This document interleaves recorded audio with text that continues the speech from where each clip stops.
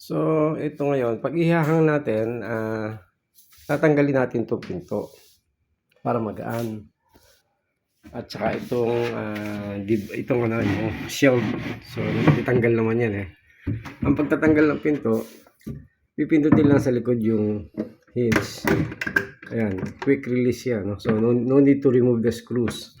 Ngayon, ganun din pagbabalik. Tatapat lang. Tapos, magkiklik siya. Okay, soft close yung door niyan. Ngayon, paghang naman, bali, yan, meron siyang hanger. So, parang picture frame style.